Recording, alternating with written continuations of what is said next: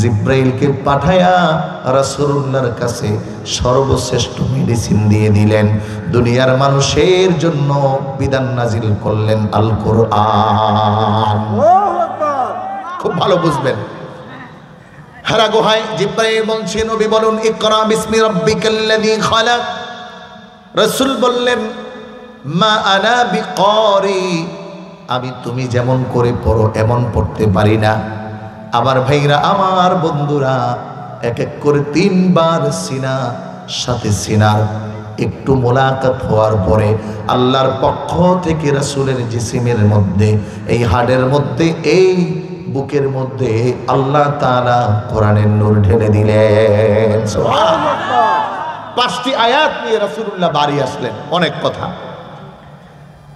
মা বোনেরা দিলের কান দিয়ে শুনুন, কঠিন দিনে আপনারা স্বামী ছাড়া ছিলেন, ভয় পাবেন না। স্বামী ঘরে থাকতে পারে নাই, হামলা হয়েছে বলে, ইসলামী আন্দোলন করে বলে, কথা বলে না, ঘরে হামলা হয়েছে, এই লোকটা 5 ওয়াক্ত নামাজ পড়ে বলে, ঘরে হামলা হয়েছে একামতে দিনের কর্মী বলে। ও মায়েরা, ও বোনেরা, মনে রাখবেন ইসলামের দুর্গ হলো প্রত্যেকটা মায়ের ঘর।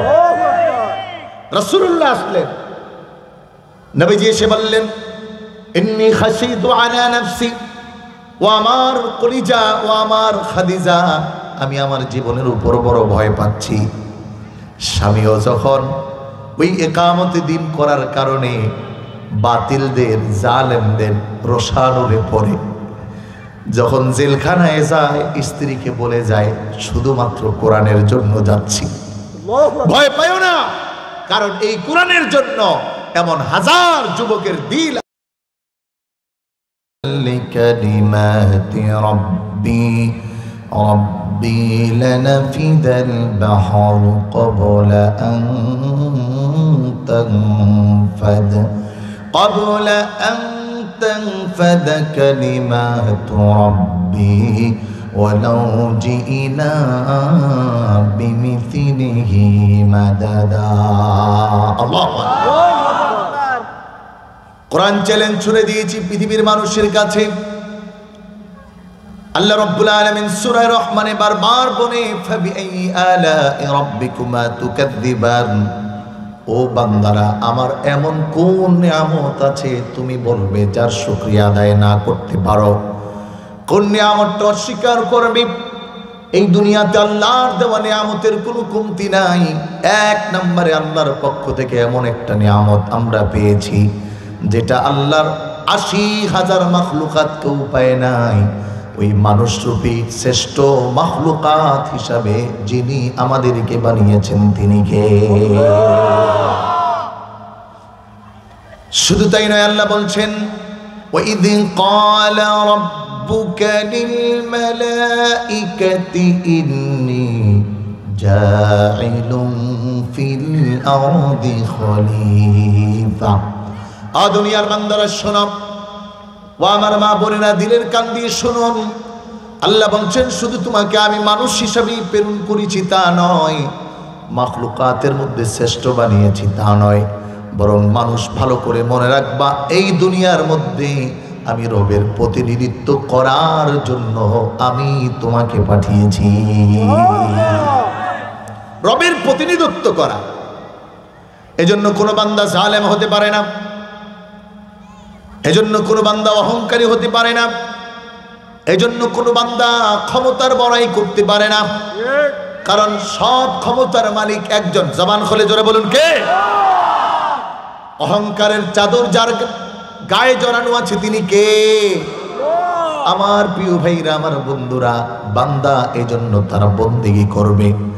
আল্লাহর হাবিব বিশ্বনবী কায়নাতে সরদার সরকারে দু জাহান মুহাম্মদুর রাসূলুল্লাহ সাল্লাল্লাহু আলাইহি ওয়াসাল্লাম নামাজে দাঁড়িয়ে দাঁড়িয়ে পা মুবারক ফুলিয়ে ফেললেন। সাহাবায়ে কেরাম বললেন, ইয়া রাসূলুল্লাহ, ইয়া হাবিবাল্লাহ, আপনার তো পরকালে জান্নাতে যাওয়ার পেরেশানি নাই, জাহান্নামের কোনো ভয় নাই, আগে পরে কোনো গুনাহ আল্লাহ রাব্বুল আলামিন আপনার জন্য রাখেন নাই, পরকালে সবচেয়ে দামি জায়গাটা আল্লাহ আপনাকে দিবেন, আপনি কেন এত ইবাদত করে গোলামি করেন? আপনি কেন আপনার পা মুবারক ফুলিয়ে ফেললেন? বিশ্বনবীর পবিত্র জবান দিয়ে নবীজি জানালেন, শোনো, আতাকুনা আবদান শাকুরা, আমি কি আল্লাহর গোলাম হব না? সুবহানাল্লাহ। এজন্য মানুষের কাজ হলো গোলামি করা, গোলামত্বের শিকল তার গলায় ঝুলিয়ে দেওয়া। মনে রাখতে হবে, পৃথিবীতে যদি কেউ জালেম হয়, পৃথিবীতে কেউ যদি ক্ষমতার দাপটে দাম্ভিক হয়, তাহলে এই পৃথিবীতে তাকে আল্লাহ নাকানি সুবানি দিয়া অপমান, অপদস্থ, লাঞ্ছিত করে কথা বলে। কারণ পৃথিবীর মধ্যে জালেমদের মধ্যে শ্রেষ্ঠত্ব, ওই শ্রেষ্ঠ জালেম ফেরাউনকে আল্লাহ চিরতরে নাকানি চুবানি খাওয়িয়েছেন। শুধু তাই নয়, জালিমদের জন্য অবশিষ্ট রাখলেন, দেখালেন যদি শিক্ষা অর্জন না করতে পারো, কিয়ামত পর্যন্ত যত জালেম আসবে, যিনি পাকড়াও করবেন, জবান খুলে বলেন তিনি কে? তার ক্ষমতা আছে না? আছে। আমার প্রিয় ভাইরা, আমার বন্ধুরা, এজন্য এই পৃথিবীতে আল্লাহর আইন চলবে, আল্লাহর ক্ষমতা চলবে, আল্লাহর কথা বলে, ঠিক কিনা? 17 বছর মূর্তির ব্যাপারে আমরা কথা বলেছি। মূর্তি হারাম, শিরক, আল্লাহর সাথে দ্বিত্বতা প্রকাশ করে প্রতি বছর 250 কোটি টাকার বরাদ্দ হয়েছে। আল্লাহ তাআলা 10 সেকেন্ডে সমস্ত দেশ থেকে মূর্তি সরিয়েছে, কথা বলো, ঠিক কিনা?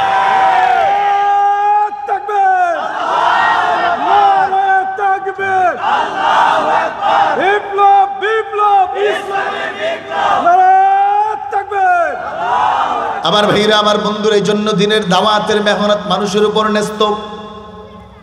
কারণ মানুষ আল্লাহর পক্ষ থেকে প্রতিনিধিত্ব করবে, মানুষ কোনো মানুষের গোলামি করবে না, মানুষ কোনো মানুষের আইন মানবে না, মানুষ তার জিন্দেগির তামাম সময়টা গোলামি করবে একমাত্র আল্লাহ। এজন্য কোরআন বলছে, ও দুনিয়ার মানুষ ভালো করে শোনো, ও দুনিয়ার মানুষ ভালো করে বুঝো, যেই মানুষগুলো জবান দিয়ে বলে ক্বালু রাব্বুনাল্লাহ, আমাদের মালিককে, আওয়াজ হয় নাই, সবাই বলেন না, আর একটু জবান খুলে বলুন কে? আল্লাহ রাব্বুল আলামিন জানায় সুম্মা ইসতাকামু। ভালো করে বুঝেন ভাইরা আমার, যারা বলবে আমাদের রব আল্লাহ, সুম্মা ইসতাকামু, এই রবের কথার উপর চির অবিচল থাকবে। চির অবিচল থাকার অর্থ হলো হযরতে বেলালের মতো গলায় রশি ঝুলবে, তবে রবকে ছাড়বে না। হযরতে বেলালের মতো ঘর ছাড়তে হবে, রব ছাড়বে না। বাড়ি ছাড়তে হবে, রব ছাড়বে না। ব্যবসা ভাঙতে হবে, রব ছাড়বে না, কথা বলে, ঠিক কিনা? জেল জরিমানা মামলা হামলা হবে, কিন্তু রবকে ছাড়া যাবে? যদি না ছাড়ে তাহলে এইটার ঈমান ঠিক আছে। আর যারা টাকা পায়া, ক্ষমতা পায়া, অহংকার পায়া, পাওয়ার পায়া আল্লাহরে ভুলে গেছে, এরাও ইমানদার 2 নম্বর, কথা কয় না? এরা কি ইমানদার? জোরে বলেন। ফরমালিন যুক্ত না মুক্ত? ফরমালিন যুক্ত। এদের ঈমান আল্লাহ তাআলার কাছে নট অ্যাকসেপ্টেড, আল্লাহ তাআলা গ্রহণ করবেন না। আমি আপনাদেরকে নিয়ে একটি ছোট্ট সূরার একটু তাফসীর শোনাবো।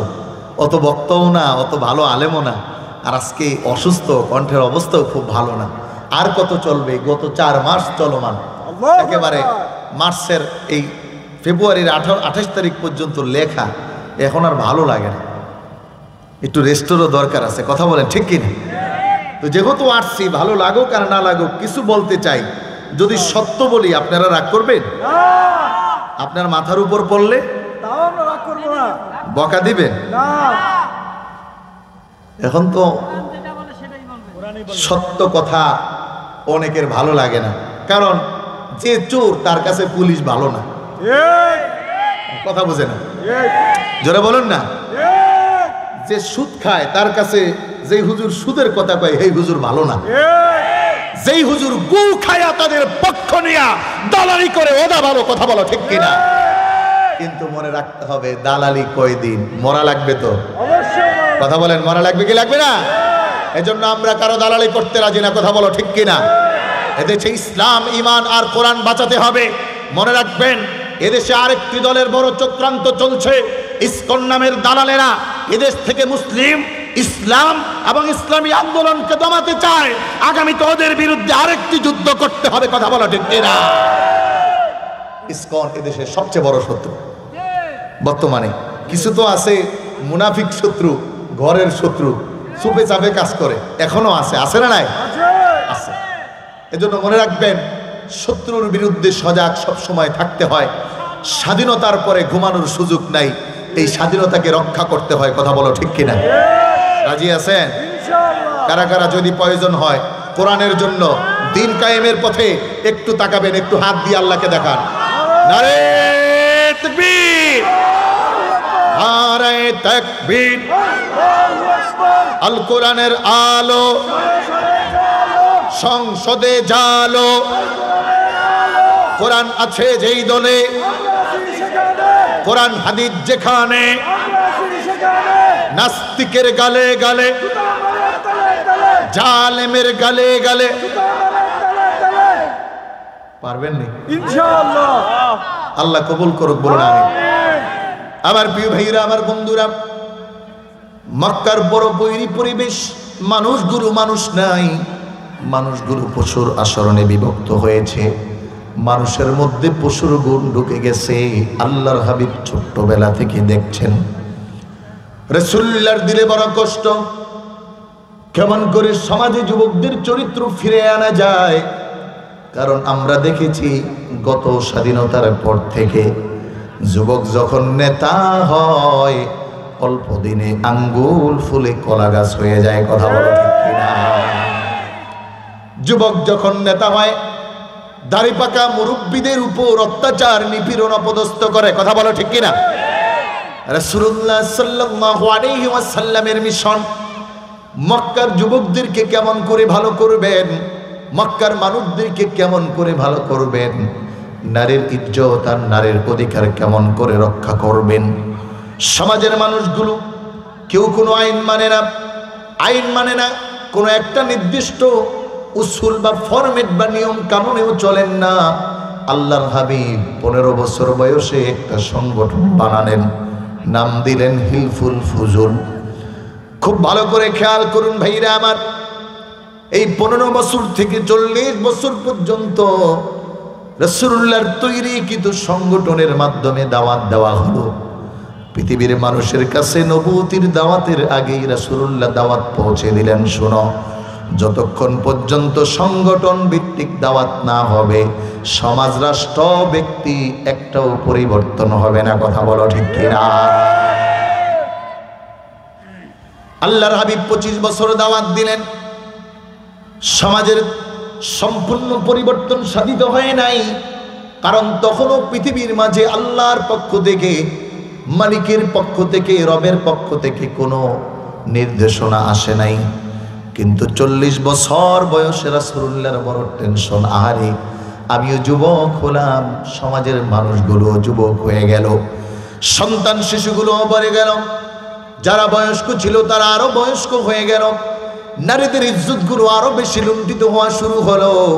আল্লাহর হাবিব 5 মাস 17 দিন হেরা গুহার মধ্যে থেকে ধ্যানমগ্ন, একজনের কাছে চায়, একজনকে পেতে চায়, একজনের মেডিসিন চায়, একজনের পক্ষ থেকে সংবিধান চায়, একজনের পক্ষ থেকে একটা দস্তুর কামনা করেন। আল্লাহ রাব্বুল আলামিন 5 মাস 17 দিন পরে জিব্রাইলকে পাঠায়া রাসূলুল্লাহর কাছে সর্বশ্রেষ্ঠ মেডিসিন দিয়ে দিলেন। দুনিয়ার মানুষের জন্য বিধান নাজিল করলেন আল কোরআন। খুব ভালো বুঝবেন। হেরা গুহায় জিব্রাইল বলছে, নবী বলুন, ইকরা বিসমি রাব্বিকাল্লাযী খালাক। রাসূল বললেন, মা আনা বিকারি, আমি তুমি যেমন করে পড়ো এমন পড়তে পারি না। আমার ভাইরা, আমার বন্ধুরা, এক এক করে 3 বার সিনা সাথে সিনার একটু মোলাকাত হওয়ার পরে আল্লাহর পক্ষ থেকে রাসূলের জিসিমের মধ্যে, এই হাড়ের মধ্যে, এই বুকের মধ্যে আল্লাহ তাআলা কোরআনের নূর ঢেলে দিলেন। সুবহানাল্লাহ। 5টি আয়াত নিয়ে রাসূলুল্লাহ বাড়ি আসলেন। অনেক কথা। মা বোনেরা দিলের কান দিয়ে শুনুন, কঠিন দিনে আপনারা স্বামী ছাড়া ছিলেন, ভয় পাবেন না। স্বামী ঘরে থাকতে পারে নাই, হামলা হয়েছে বলে, ইসলামী আন্দোলন করে বলে, কথা বলে না, ঘরে হামলা হয়েছে, এই লোকটা 5 ওয়াক্ত নামাজ পড়ে বলে, ঘরে হামলা হয়েছে একামতে দিনের কর্মী বলে। ও মায়েরা, ও বোনেরা, মনে রাখবেন ইসলামের দুর্গ হলো প্রত্যেকটা মায়ের ঘর। রাসূলুল্লাহ আসলেন, নবীজি এসে বললেন, ইন্নী খাশিতু আলা নাফসি, ও আমার কলিজা, ও আমার খাদিজা, আমি আমার জীবনের উপর বড় ভয় পাচ্ছি। স্বামীও যখন ওই একামতে দিন করার কারণে বাতিলদের, জালেমদের রোষানলে পড়ে, যখন জেলখানায় যায় স্ত্রীকে বলে যায় শুধুমাত্র কোরআনের জন্য যাচ্ছি, ভয় পাইও না, কারণ এই কোরআনের জন্য এমন হাজার যুবকের দিল আর জবান আর হৃদয় শরীর সব উৎসর্গিত হয়েছে। কথা বলো ঠিক কিনা? যতক্ষণ পর্যন্ত ঈমানের সাথে একামতে দিনের ইচ্ছা, আদর্শ আর চিন্তা না আসবে, তুমি মুসলমান নামের কলঙ্ক। কথা বলো ঠিক কিনা?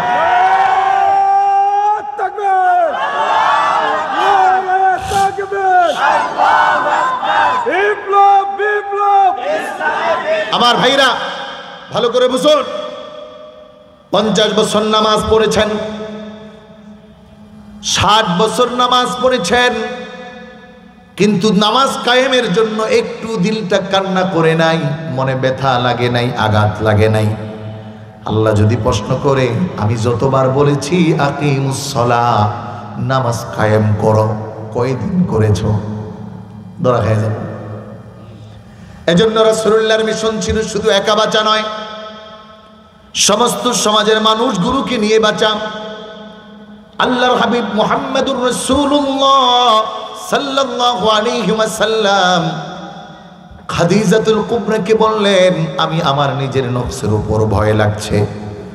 আম্মাজান খাদিজা অভয় দিয়ে বললেন, স্বামী গো, ভয় পাবেন না, ওয়াল্লাহি মা ইউখজিকাল্লাহু আবাদা, অবশ্যই আল্লাহর কসম, আল্লাহ আপনাকে কোনোদিনও লাঞ্ছিত করবেন না। কারণ আপনি এতিমদের সম্পদ মারেন না, দুস্থদেরকে সহযোগিতা করেন, প্রতীকের বোঝা বহন করেন, আত্মীয়তার সম্পর্ককে চির অটুট রাখেন। কিন্তু দুনিয়ার যত রাজনীতি আছে, এই রাজনীতির প্রথম কথা হলো নিজের জন্য প্রয়োজন হলে আপন ভাই, মা, বাবা, দলের কর্মী সবাইরে মাইরা দাও। কথা কোন ঠিক কিনা? এই যে গত 5 আগস্টের আগে প্রায় 1500 ছাত্র তাদের তাজা প্রাণটা দিয়ে দিতে হয়েছে শুধুমাত্র একটি দলের ক্ষমতার ইচ্ছার কারণে।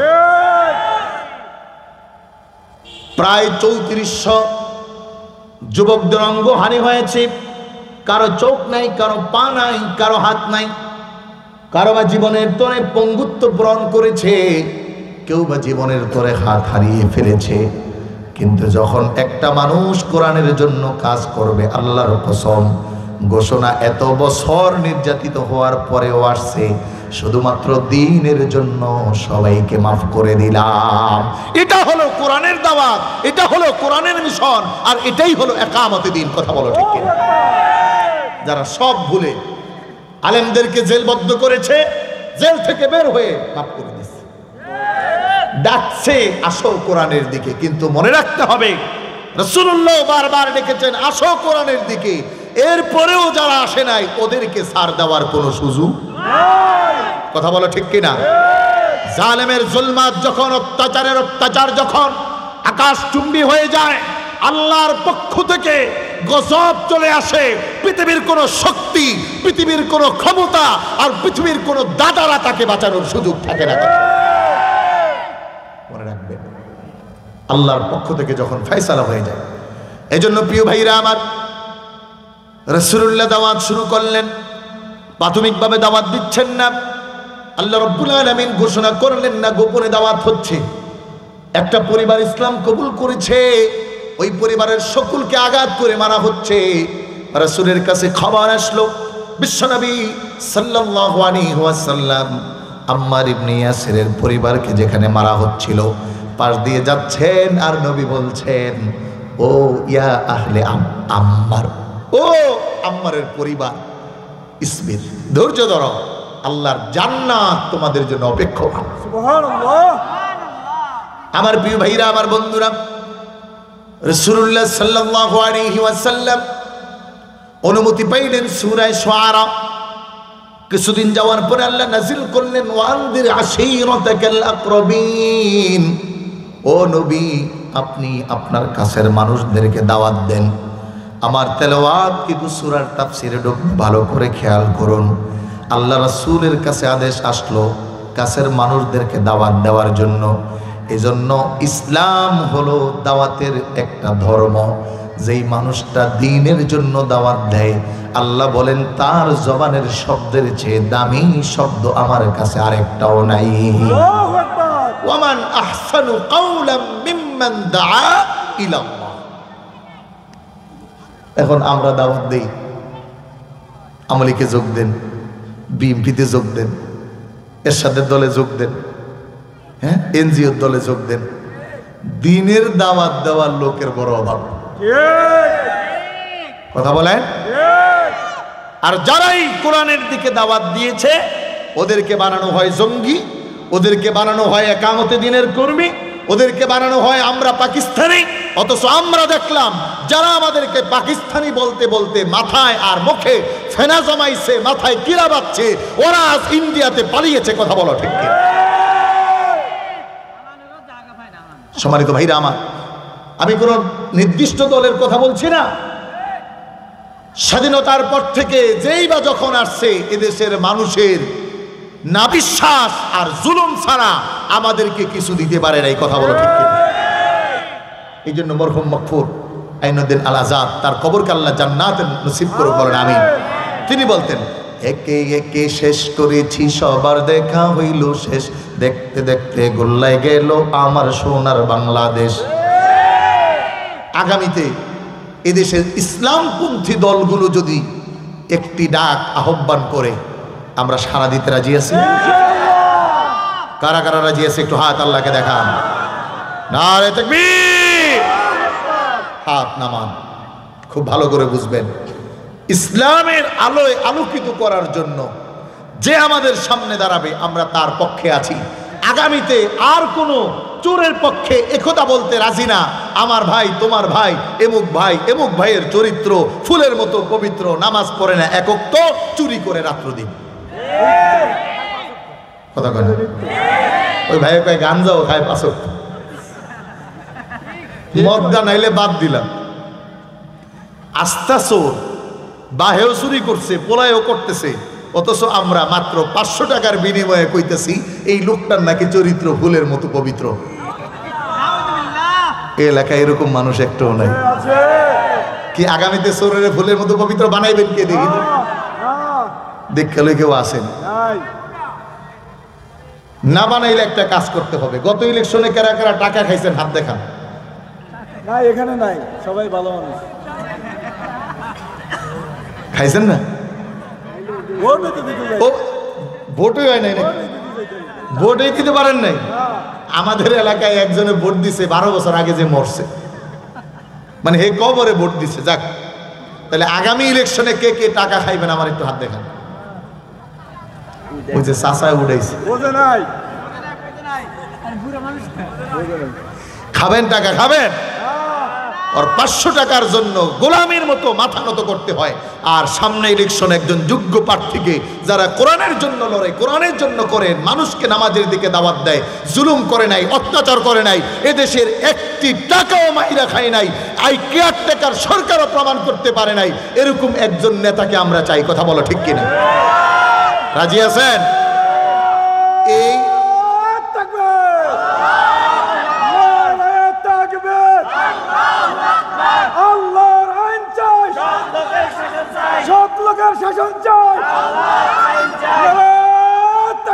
আমার ভাইরা, এরকম করতে হলে উনিও টাকা দিবেন না আর আপনারও খাবেন না। টাকা না খাইলে চেয়ারম্যানের লোকে জারি দিয়া কথা কইতে পারবেন, এই তোমার ভোট দিছি না, টাকাও খাই নাই, এখন জন্ম নিবন্ধন নিতে আইসি, কি একটা আছো, ঘুষি দিয়া নাক ফাড়ালাম। এখন এটা করতে হইলে খাওয়া যাবে না, বুঝা গেছে কথা? আমার প্রিয় ভাইরা, আমার বন্ধুরা, ভালো করে বুঝুন।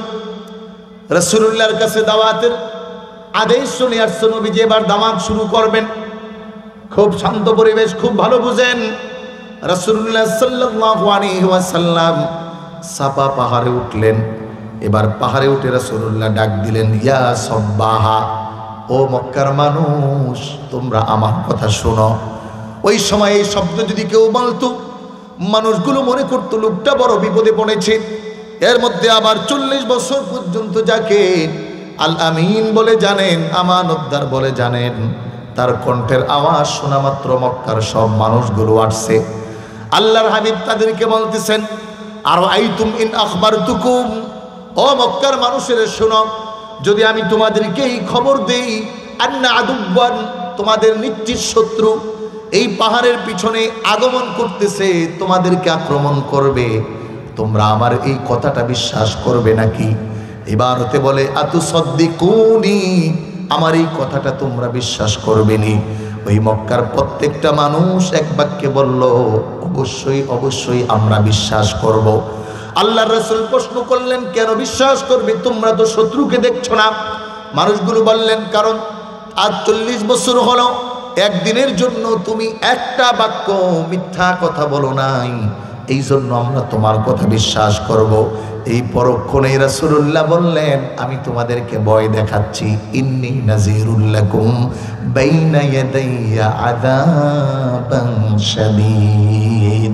শোনো, আমি তোমাদেরকে ওই দিনের ভয় দিচ্ছি, ভয় দেখাচ্ছি, যেই দিন কেউ কারো নয়, যেই দিন আযাব হবে, যেই দিন আল্লাহর রহম ছাড়া কোনো ব্যক্তি থাকবে না। নবীজি দিনের দাওয়াত দিলেন, মান ক্বালা লা ইলাহা ইল্লাল্লাহ তুফলিহুন। এই দাওয়াত দিলেন 1 মিনিট পরে, 1 মিনিট আগে যেই মানুষগুলো রাসূলুল্লাহকে বললেন, তুমি সবচেয়ে ভালো, তোমার কথা সবচেয়ে সত্য, তোমার মতো সত্যবাদী নাই, 1 মিনিট পরেই এই মানুষগুলো কোরআনের দাওয়াত দেওয়ার কারণে সর্বপ্রথম রাসূলের বিরোধিতা শুরু করলেন, একামতে দ্বীনের বিরোধিতা শুরু করলেন, ইসলামী আইন ও শাসনের বিরোধিতা শুরু করলেন। এ আবার একেবারে নবীর আপন চাচা। এখান থেকে একটি শিক্ষা আসে, একামতে দ্বীনের কাজ করতে গেলে একেবারে কাছের মানুষ, একেবারে কাছের বন্ধু, সে সবার আগে শত্রুতে পরিণত হবে। এদেশে ইমাম সাহেব ততক্ষণ ভালো যতক্ষণ ব্যক্তির চুরির কথা না বলে, যতক্ষণ ঘুষের ওয়াজ না করে, যতক্ষণ সুদের ওয়াজ না করে। কথা বলা ঠিক কিনা? আর যখনই সুদের ওয়াজ করে, হুজুরে বালা না, এটা তো রাসূলুল্লাহর ফরমান। এদেশে আলেমরা তখনই জেলে গিয়েছে যখন আলেমরা সত্য আর হকের কথা বলেছে। অনেক মানুষ হয়তো ভুল বুঝেছেন। মনে রাখবেন, কেউ অপরাধ করে জেলে যায়, কেউ অপরাধ না করেও জেলে যায়। হযরতে ইউসুফ আলাইহিস সালাতু ওয়াস সালাম কোনো অপরাধ ছাড়াই জেলে গেছেন, এই জন্য কারণ হলো পরবর্তীতে দেশের রাষ্ট্রনায়ক হবেন। এদেশের আলেমরা জেলে গিয়েছে এই জন্য পরবর্তীতে এই দেশটা ইসলামের ছায়াতলে আসবে। কথা বলো ঠিক? আমাদের কোরআনের পাখিকে জেলে রাখতে রাখতে শেষ পর্যন্ত মারলেন। মনে করেছে কোরআনের এই আওয়াজ আর কণ্ঠ চিরতরে নিভে যাবে। এক কোরআনের কণ্ঠ বন্ধ হয়েছে, হাজার কণ্ঠে কোরআন উচ্চারিত হয়েছে, হাজার কণ্ঠে একামতে দ্বীনের উচ্চারিত হয়েছে, হাজার কণ্ঠে জালিমের বিরোধিতা হয়েছে। আগামী তো বাংলায় কোনো জালিমের পক্ষে হক্কানি আলেমরা থাকবে না। কথা বলো ঠিক কিনা? সম্মানিত ভাইরা আমার, রাসূলুল্লাহ তাদের সাথে আপদ করলেন না। আপন চাচা খুব ভালো বোঝেন, তবে যারা বিরোধিতা করে তাদের কি অবস্থা একটু শুনে যান। চাচা বিরোধিতা করে বললেন, ও মুহাম্মদ, তুমি ধ্বংস হও। তাব্বাল্লাকা ইয়া মুহাম্মদ আলিহাযা জামাতানা। ও মুহাম্মদ, এই কথা বলার জন্য বুঝি আমাদেরকে ডাকছো? মুহাম্মদ, তোমার হাত ধ্বংস হোক। আল্লাহ রাব্বুল আলামিন জানায়, আমার রাসূলের দাওয়াতের বিরোধিতা করে যেই আপন চাচা, আরো সম্পর্ক আছে বলছি আমি, যে আপন চাচা কোরআনের বিরোধিতা করলো, ইকামতে দ্বীনের দাওয়াতের বিরোধিতা করলো, আল্লাহ বললেন কিয়ামত পর্যন্ত এরে দিয়া আমি ওদের অবস্থা জানাইয়া দিলাম যারা একামতে দিনের বিরোধিতা করবে যে তাব্বাত ইয়াদা আবি লাহাবিম ওয়া তাব। ওরা শুধু একাই ধ্বংস হবে না, ওদের হাত ধ্বংস হবে, পা ধ্বংস হবে, জবান ধ্বংস হবে, সন্তান ধ্বংস হবে, সম্পদ ধ্বংস হবে। সালমান এফ রহমানের মতো সিরা গেঞ্জি পরেও পালাতে পারবে না। কথা বুঝছেন? ঠিক। বিরোধিতা জড়িত যদি দিনের হয় তাহলে যেই হোক তার বিরুদ্ধে যুদ্ধ চলে কার? আল্লাহ। আর একটু জোরে বলেন। কতরা বলেছে পালাবো না, দেখতে দেখতে 15 বছর, আরো যাবে কত বছর। কয়জনে ফখরুল সাহেবের বাসায় যাইব, এখন কই? বুঝা গেল এরা মিথ্যাবাদী। কথা বলে ঠিক কিনা? আরো যারা বলেন ঠিক কিনা? এদেশের মানুষকে ধোঁকা দিয়েছে, নিরহ আলেমদেরকে জেলে ঢুকাইছে, কোরআনের কর্মীদেরকে জেলে ঢুকিয়েছে, আজহারিকে এদেশ থেকে পলায়ন করতে বাধ্য করেছে। মনে রেখো, আবার আসছে, একটা নিয়ে আসে নাই, এবার 20 লাখ লয়ে আসছে। আল্লাহু আকবার। কোরআনের বিজয় কার হাতে বলেন? আল্লাহর হাতে। আমরা আসিনি কোরআনের পক্ষে? এই কোরআনের পক্ষে কারা কারা একটু হাত দেখান, হাত দেখান, হাত দেখান। আল্লাহ আমাদের কবুল করুক, বলুন আমিন। তাকবীর। নারে তাকবীর। কোরআন সুন্নাত যেখানে, আমরা আছি সেখানে। নারে তাকবীর। আমার ভাইরা খুব ভালো করে বুঝুন, আল্লাহ কিয়ামত পর্যন্ত কোরআনের আয়াত দিয়ে বুঝালেন যারা বিরোধিতা করবে তাদের অবস্থাটা কি হবে। কিন্তু বিরোধিতা করার মানুষগুলো এই মানুষ, কিতাবের মধ্যে লেখে রাসূলুল্লাহর 2টা মেয়ে বিয়ে দিয়েছিল তার 2 ছেলের কাছে, হযরতে রুকাইয়া এবং উম্মে কুলসুম রাদিয়াল্লাহু তাআলা আনহুমা। উতবা এবং উতাইবা এই আবু লাহাবের 2 ছেলে ছিল, তার 2 ছেলের কাছে 2টা মেয়েকে বিয়ে দিল।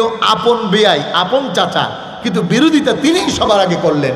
আল্লাহ রব্বুল আলামিন জানাইলেন ওই আবু লাহাবের হাত ধ্বংস হোক, আবু লাহাবের সারা শরীর ধ্বংস হোক। আল্লাহু আকবার। তাফসীরে আসছে শেষ বয়সে আবু লাহাব প্লেগ রোগে আক্রান্ত হয়েছে, শরীরে দুর্গন্ধ তৈরি হয়েছে। ছেলেরা ঘর থেকে নিয়ে জঙ্গলে রাখছে, জঙ্গলে বাগে যায়া হুইঙা দেখে গন্ধ করে, তু পিঁপড়ায় খায় নাই, মাকড়সা খায় নাই, ওখানে